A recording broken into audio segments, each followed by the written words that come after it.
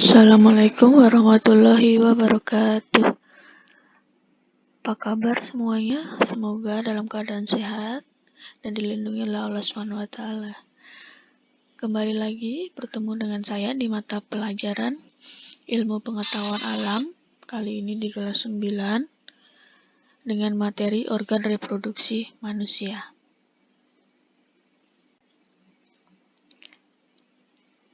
Nah, reproduksi atau perkembangbiakan itu adalah suatu cara organisme menghasilkan individu baru yang memiliki sifat atau ciri-ciri sama atau menyerupai induknya yang mempertahankan kelestarian jenisnya. Pada reproduksi manusia terjadi secara seksual, yaitu melalui pertemuan sel kelamin menghasilkan calon individu baru atau zigot. Nah, laki-laki dan perempuan itu memiliki organ reproduksi yang berbeda. Organ-organ apa saja sih yang menyusun sistem reproduksi laki-laki dan perempuan? Mari kita simak bersama-sama. Yang pertama, kita akan mempelajari organ reproduksi pria. Nah, ini gambarnya. Yang pertama, di situ organ reproduksi pria ada dua macam. Yang pertama, organ reproduksi luar. Nah, organ reproduksi luar ini merupakan organ reproduksi yang terletak pada bagian luar tubuh dan dapat diamati secara langsung. Apa saja organ reproduksi luarnya? Ada penis. Nih ya, penis. Nah, penis di sini tersusun atas jaringan otot yang mengandung banyak pembuluh darah dan saraf. Penis ini berfungsi sebagai alat untuk memasukkan sel sperma ke dalam alat reproduksi wanita. Nah, itu penis. Yang kedua, ada skrotum. Nah, ini ya skrotum. Skrotum merupakan kantong kulit pelindung testis. Skrotum berfungsi mengatur suhu testis agar sesuai dengan kehidupan sel sperma.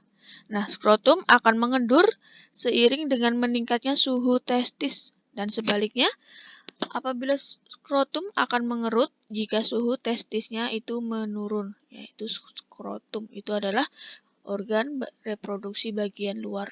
Pada laki-laki ada penis dan skrotum. Selanjutnya, organ reproduksi dalamnya. Yang pertama itu ada testis. Testis di sini ya, testis. Testis ini merupakan penghasil sperma dan hormon testosteron. Nah, testis ini berjumlah sepasang, terletak di luar rongga perut. Testis juga terdiri atas saluran-saluran yang disebut tubulus seminiferus. Saluran ini berfungsi sebagai tempat pembentukan sperma. Nah, selanjutnya ada di sini epididymis. Nah, epididymis berjumlah sepasang dan berada di sekitar testis. Epididymis berfungsi sebagai tempat pematangan sel sperma.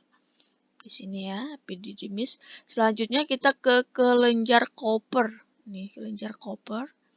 Kelenjar ini juga dikenal sebagai kelenjar bulbouretra. Kelenjar Cooper ini terletak di sepanjang uretra di bawah prostat, ya, dan berfungsi menyekresikan mukus dan cairan bening yang menetralkan keasaman sisa urin dalam uretra dan keasaman vagina. Ya, kelenjar Cooper. Selanjutnya kita ke kelenjar prostat. Ini kelenjar prostat. Kelenjar ini terletak melingkar di bagian atas uretra, ya, melingkar di atas bagian atas uretra di bawah kandung kemih, ya, di bawah kandung kemih. Kelenjar ini menyekresikan semen menuju uretra melalui beberapa saluran kecil. Nah, cairan prostat ini bersifat encer seperti susu dan mengandung enzim antikoagulan, nutrisi bagi sperma, dan sedikit asam. Selanjutnya, kita ke vesicula seminalis di sini. Vesicula seminalis atau kantong segmen adalah kelenjar berlekuk-lekuk yang terletak di belakang kandung kemih. Dinding vesikula seminalis ini menghasilkan makanan yang merupakan sumber nutrisi bagi sperma. Selanjutnya, kita ke kandung kemih. Nah, pada kandung kemih di sini, kandung kemih,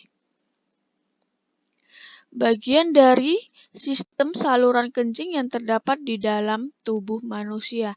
Nah, fungsinya di sini juga menyimpan urin hingga waktu yang dikeluarkan oleh tubuh. Itu kandung kemih. Selanjutnya, vas deferens. Di sini, vas deferens. Ini berfungsi mengangkut sperma matang dari epididymis ke kantong sperma atau vesikula seminalis. Itu adalah vas deferens. Nah, selanjutnya yang terakhir kita ke saluran uretra. Nah, saluran uretra di sini saluran pembuang baik sistem kemih atau ekskresi dan sistem seksual. Nah, bisa berupa saluran pengeluaran air mani. Itu adalah saluran uretranya ya di sini. Nah, berikut ini tadi adalah organ reproduksi pria. Kita lanjut. Nah, ini adalah sel sperma ya. Di sini ada sel sperma, bentuk-bentuknya. Sel sperma itu adalah benih atau sel dari reproduksi yang dihasilkan pada laki-laki ya, bentuknya seperti ini. Nah, di sini ada kepala. Kepala di sini ada akrosom. Akrosom di sini adalah struktur runcing ya, mengandung enzim yang membantu sperma menembus dinding luar sel telur sehingga memungkinkan sperma itu membuahi sel telurnya. Itu adalah akrosom. Selanjutnya nukleus. Di sini nukleus. Nukleus ini adalah inti ya, intinya yang mengandung DNA atau informasi genetik yang akan diwariskannya nanti. Berarti akan diwariskannya dari ayahnya ya, karena ini sel sperma. Selanjutnya sentriol. Nah, sentriol di sini adalah yang diperlukan untuk menciptakan janin setelah sperma itu bertemu dengan sel telur, itu sentriol. Lanjutnya mitokondria. Di sini mitokondria menghasilkan energi untuk gerak sperma. Ya, ini untuk gerak sperma. Nah, yang terakhir ada ekornya panjang. Di sini ada ekor.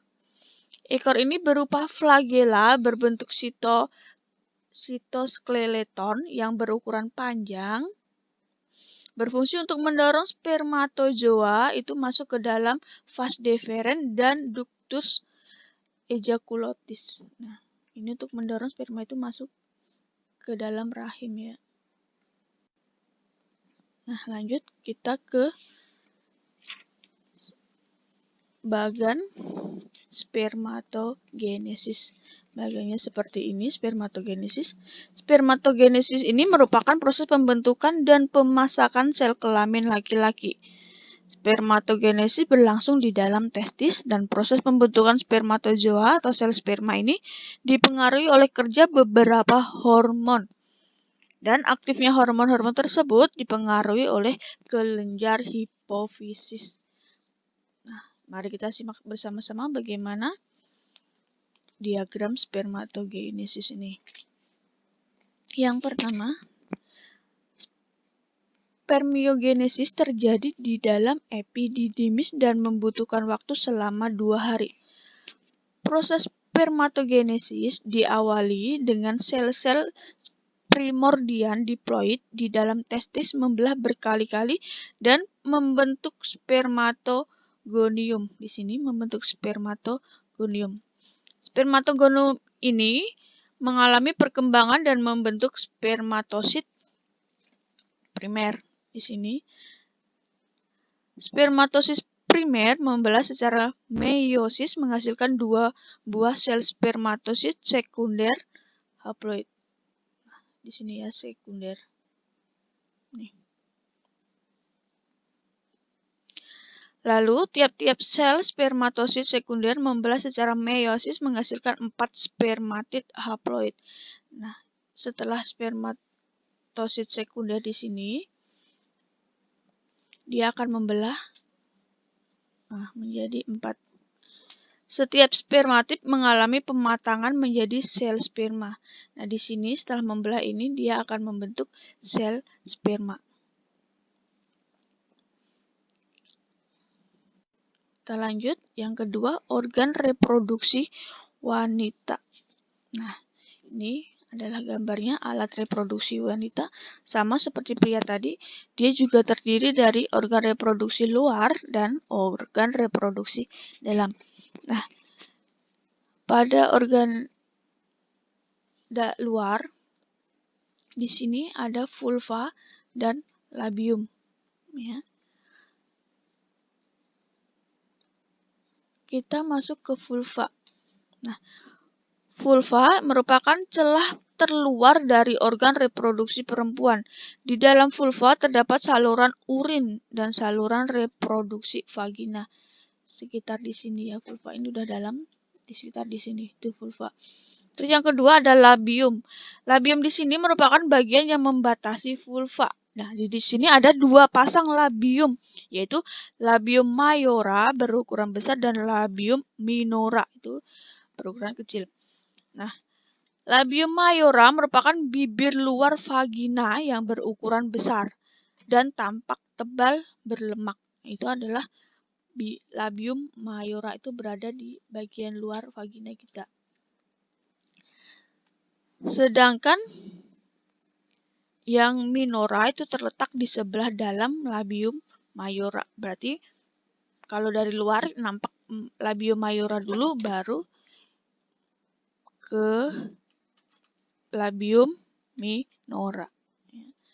Terus selanjutnya kita ke organ reproduksi dalam. Nah, organ reproduksi dalam itu saya awali dari vagina ya.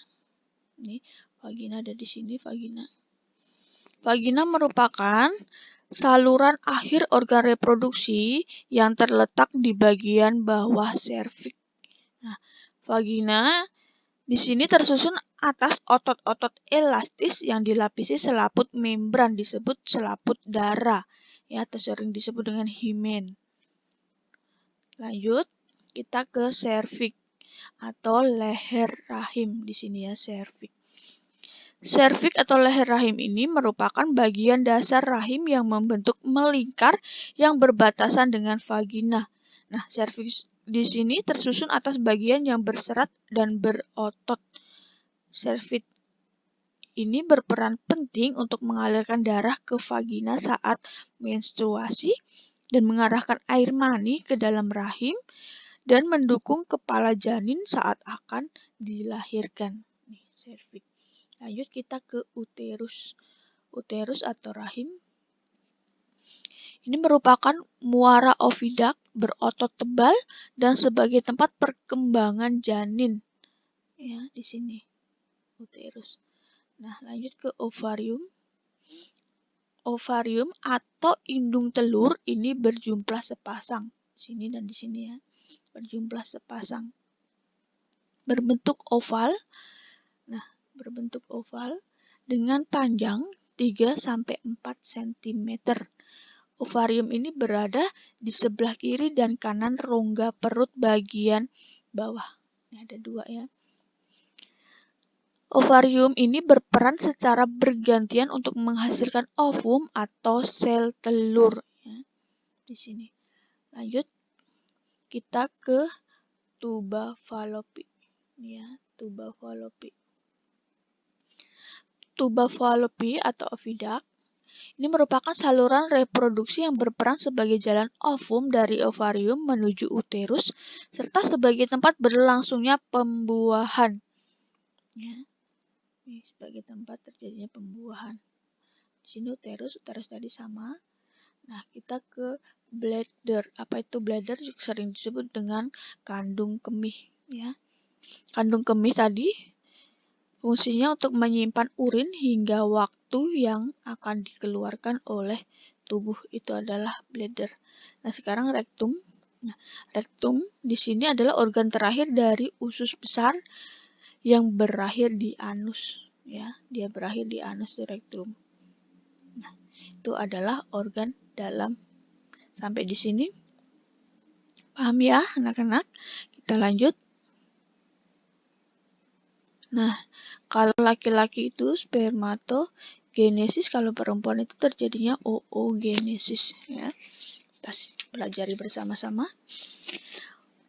Oogenesis ini merupakan proses pembentukan dan pematangan sel kelamin perempuan, ya. Itu oogenesis. Oogenesis itu berlangsung di dalam ovarium. Proses ini dipengaruhi oleh beberapa jenis hormon. Hormon tersebut dihasilkan oleh kelenjar hipofisis di antara FSH yang merangsang pertumbuhan sel-sel folikel di sekeliling ovum. Ya. Kita lihat diagram oogenesis. Oogenesis dimulai dari pembentukan sel induk telur atau oogonium di sini yang terdapat di dalam ovarium. Nah, itu di sini ya. Lalu pada masa puber itu oosit primer melanjutkan meiosis 1. Dia ada di sini ya, meiosis 1. Pada meiosis 1 ini, oosit primernya membelah menjadi dua sel yang berbeda ukuran. Ini membelah menjadi dua sel yang berbeda ukuran. Sel yang berukuran besar disebut oosit sekunder. Nah, ini sekundernya. Dan sel yang berukuran kecil disebut badan kutub primer. Primary polar body ini ya. Kutub primer. Lalu oosit sekunder melanjutkan tahap meiosis kedua. Nih, mereka melakukan tahap meiosis kedua. Namun, pada meiosis kedua ini diselesaikan sampai tahap akhir. Tidak diselesaikan sampai tahap akhir ya pada meiosis 2 ini, melainkan berhenti sampai terjadi ovulasi.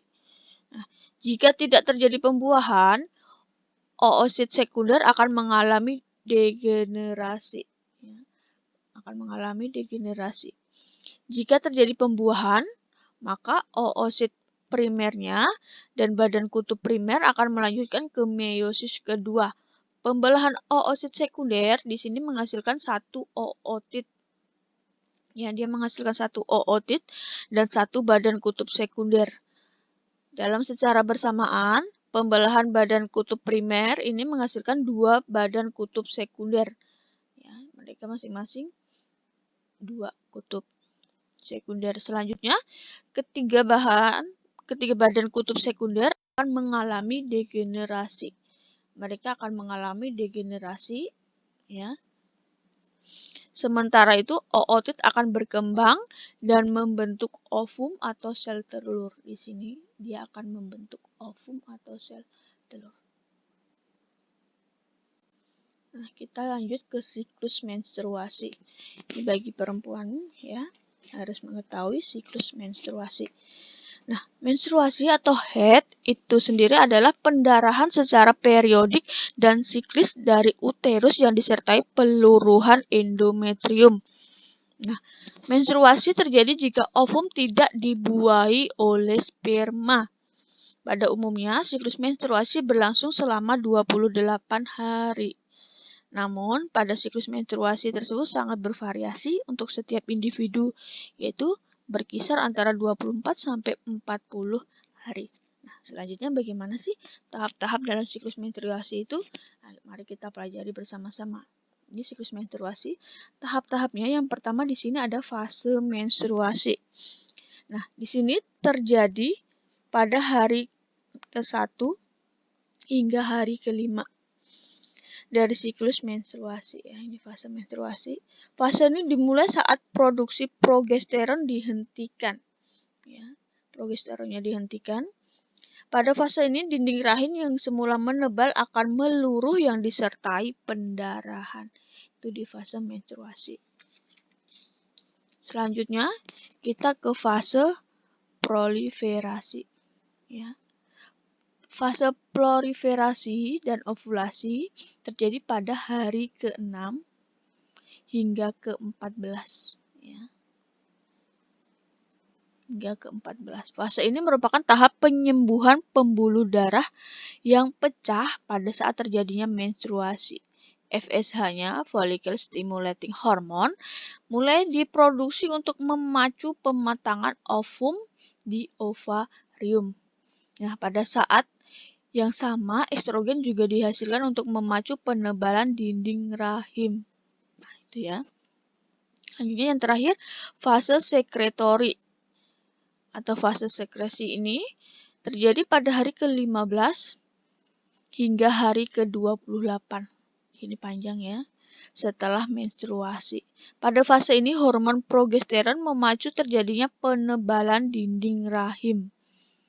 Apabila terjadi pembuahan, produksi progesteron dilanjutkan. Selain itu, estrogen juga diproduksi di fase sekretori ini. Hormon-hormon ini berperan dalam proses implantasi embrio dan produksi progesteron dan estrogen dihentikan jika tidak terjadi pembuahan. Nah, ini terjadi pada fase sekretori. Di sini paham ya anak-anak? Nah, kita lanjut ke fertilisasi. Apa sih itu fertilisasi? Nah, fertilisasi atau pembuahan terjadi saat oosit sekunder yang mengandung ovum itu dibuahi oleh sperma. Nah, pada umumnya fertilisasi terjadi segera setelah oosit sekunder memasuki oviduct. Jadi, pembuahan atau fertilisasi itu merupakan peristiwa meleburnya inti sel sperma dan inti sel telur yang berupa oosit sekunder. Kita lanjut, apa saja penyakit sistem reproduksi wanita itu sih? Nah, mari kita pelajari. Yang pertama di sini ada keputihan. Ya. Yang perempuan pasti tahu ya, hati-hati dengan keputihan. Apa itu keputihan? Penyakit keputihan ini ditandai dengan keluarnya cairan kental berwarna putih dari vagina. Cairan itu biasanya berbau tidak sedap dan mengakibatkan gatal-gatal di daerah vagina. Keputihan dapat terjadi akibat infeksi oleh jamur maupun dari bakteri. Jadi yang perempuan harus hati-hati jika keputihan berwarna seperti keijo-ijoan itu kental itu harus berhati-hati segala berobat. Yang kedua, kita ke kanker ovarium. Kanker ovarium di sini adalah jenis kanker yang dimulai dari ovarium. Tadi kalian tahu kan bagian ovarium itu ada di mana? Nah, kanker ini berawal dari kista ovarium yang merupakan tumor jinak dan kecil di dalam rahim. Jadi harus hati-hati ya bagi perempuan. Yang ketiga, itu ada kanker serviks. Kanker serviks adalah jenis kanker yang terjadi di sel-sel serviks pada bagian bawah rahim yang terhubung ke vagina. Berbagai jenis human papillomavirus atau HPV, infeksi menular seksual ini berperan dalam menyebabkan kanker serviks. Jadi kanker serviks itu harus hati-hati dan tidak boleh bergonta-ganti pasangan. Yang keempat, kita ke vaginitis. Nah, penyakit vaginitis ini juga menjadi salah satu penyakit yang menyerang bagian sistem reproduksi wanita. Ketika kamu menderita penyakit ini, kondisi vagina akan mengalami infeksi. Nah, infeksi ini timbul pada bagian vagina karena beberapa jenis mikroorganisme seperti bakteri, jamur, dan parasit. Selanjutnya, kita ke kondiloma acuminata. Nah, kondiloma acuminata ini jenis penyakit yang mungkin masih jarang terdengar oleh banyak orang. Tapi kondiloma acuminata ini adalah penyakit pada sistem reproduksi wanita yang disebabkan oleh virus human papilloma. Penyakit ini menyebabkan kutil yang diawali dari sebuah virus. Ya. Terus selanjutnya penyakit gonore atau GO atau kencing nanah. Ya. Ini disebabkan oleh bakteri Neisseria gonorrhoeae. Penyakit ini dapat menyerang laki-laki dan perempuan. Nah, apa sih tanda-tandanya? Yang pertama ada keluar nanah dari saluran kencing hingga saat buang air kecil terasa sakit. Selanjutnya alat kelamin terasa sakit atau gatal. Nah, untuk perempuan di sini nyeri di perut bagian bawah dan kadang disertai keputihan dengan bau yang tidak sedap. Jadi kalian harus hati-hati ya. Jaga kebersihan juga. Ya, yang ketujuh adalah AIDS. AIDS atau Acquired Immune Deficiency Syndrome ini disebabkan oleh HIV. Ya, virus ini merusak sistem kekebalan tubuh penderita.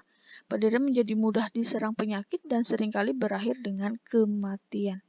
Hati-hati, di sini paling bahaya. Selanjutnya kita ke penyakit sistem reproduksi laki-laki. Ya. Apa sih? Yang pertama adalah gonore, sama seperti perempuan tadi. Gonore disebabkan oleh bakteri Neisseria gonorrhoeae yang disebabkan di sini menyerang laki-laki dan perempuan. Tadi ya, keluar nanah, alat kelamin terasa sakit atau gatal, dan jika pada perempuan itu nyeri di perut bagian bawah dan kadang disertai keputihan dengan bau yang tidak sedap. Yang kedua, sifilis.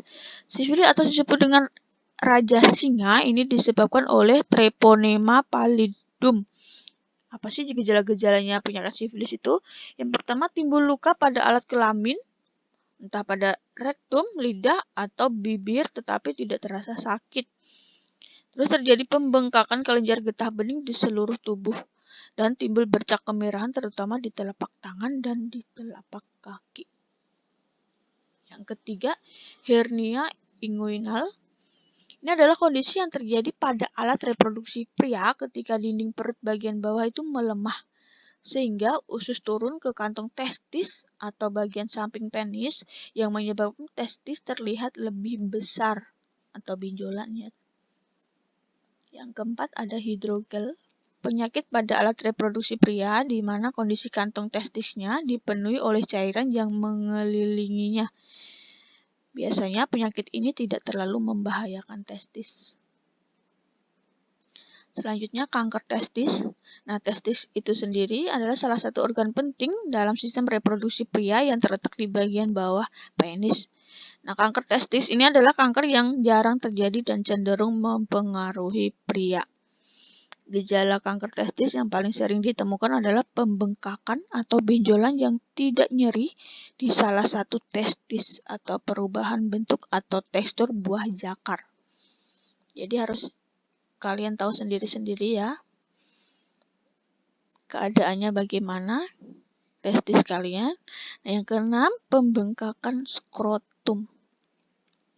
Skrotum itu adalah kantong kulit yang berisi testis, bentuknya mengantung di belakang dan di bawah penis. Nah, skrotum juga mengandung saraf dan pembuluh darah. Organ ini berperan sebagai pengontrol suhu testis.